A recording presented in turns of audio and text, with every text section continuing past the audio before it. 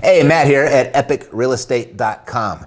And in this video, you're going to learn 3 creative ways to use the word amortization in seller finance deals so you can buy more property using less money. Over the years, I've added more than 300 properties to my cash flowing portfolio by avoiding banks altogether. I never needed to show my credit score or fill out an application. And if you like the sound of that, you can do it too, and potentially escape the daily grind quicker than you might have thought, and even retire early if you want. I mean, anyone can do this, but just most people won't. And there lies your opportunity. As long as you've got the basics down, you can do it. And so I put some seller financing stuff that you're gonna find really useful in the description below. Just click the show more link and it'll all pop up for you. All right, let's dive in. Seller financing is when a buyer gets financing from the seller of a property instead of a bank to buy that property. So it's just like if you were to go to the bank for a loan, but you won't be making payments to a bank. You'll make them directly to the seller instead. Other than that, it's a normal real estate transaction, no difference. Now, when you make your payments to the seller, you can have a lot to say about the details and how the principal of the loan is paid off. And this is really important because it will allow you to better plan and manage your equity position and even get more and faster equity so you can maximize the profits of your desired exit strategy. These payoff details are laid out in what's called an amortization schedule.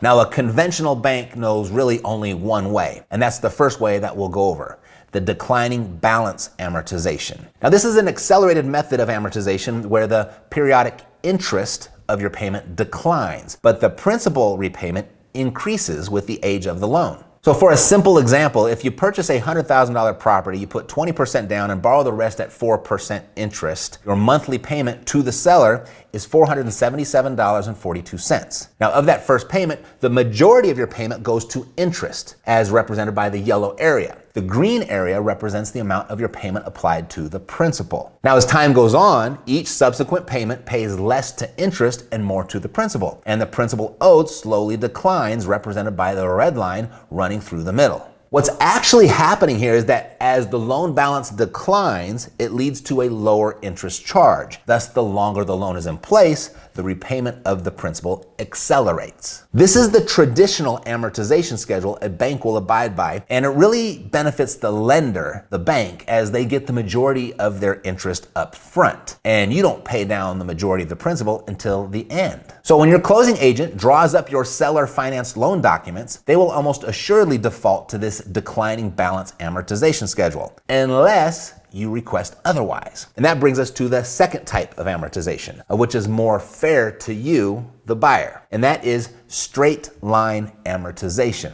also known as linear amortization, where the total interest amount is distributed more equally over the life of the loan. So rather than a grossly disproportionate amount of the interest being paid up front and the balance being paid at the end, the allocation of the two is essentially constant. This method would be more favorable to you as a buyer in the short term, as you're able to pay down more of the principal and create more equity in the early years of the loan, which will give you some more options should you need to sell the property before you had intended to. So now, when your closing agent draws up your seller financed loan documents, at the very least, you'll want to request straight line amortization. So when it comes time to sell or refinance, you'll find there to be a bigger payday for you due to the extra principal that has been paid down in this method. By the way, if you've never done a seller finance deal, you're likely going to need some help the first time or two, and it's always wise to get help from someone who's been there and done that. I post creative stuff like this about seller financing each and every week, so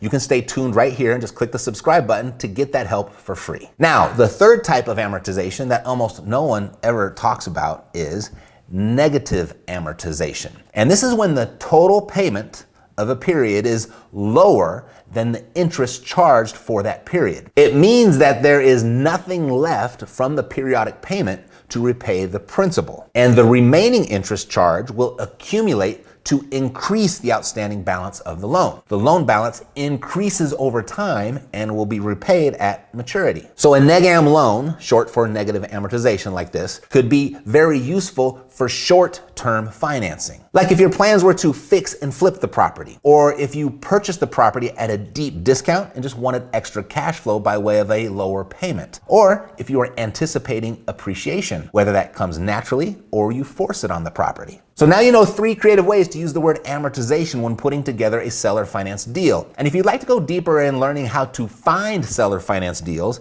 and how to present them to sellers so that they're more inclined to say yes, I went ahead and I put some links for you below in the description. Click the Show More link and they're all yours for free. They'll just pick and choose whatever you need right now.